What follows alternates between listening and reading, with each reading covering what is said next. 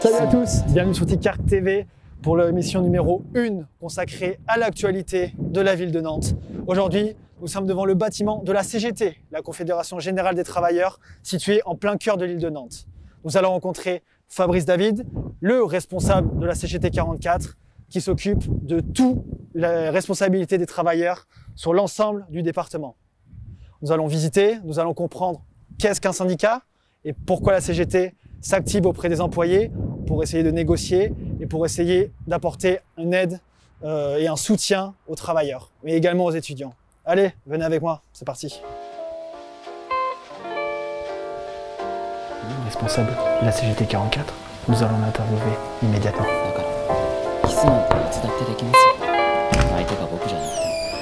Donc, Fabrice David, je suis secrétaire général de l'UD-CGT 44.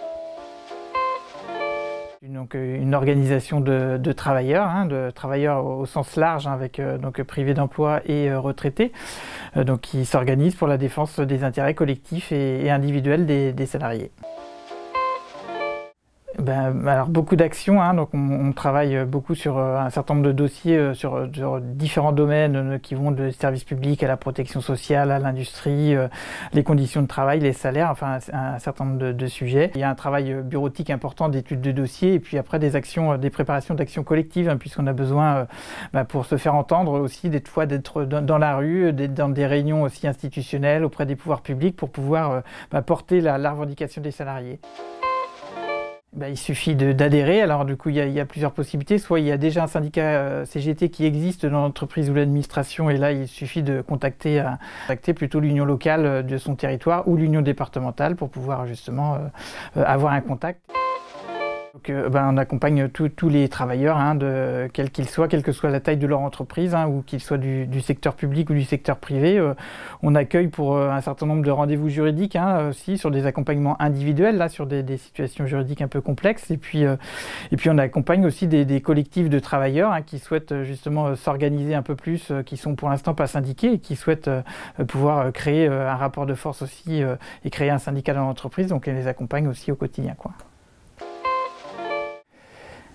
Syndicat étudiant comme syndicat de salariés, c'est une rencontre, c'est surtout une organisation. Donc le syndicat en lui-même n'apporte rien à l'étudiant, c'est justement le fait qu'il y ait plusieurs étudiants ensemble on va pouvoir créer un collectif et travailler ensemble pour porter les revendications, puisque c'est la défense le slogan habituel, du tous ensemble on est plus fort que chacun individuellement isolé. Donc c'est ça que ça apporte un syndicat, surtout c'est une forme d'organisation pour essayer de construire ensemble et porter des revendications communes et du coup de le faire de façon en nombre.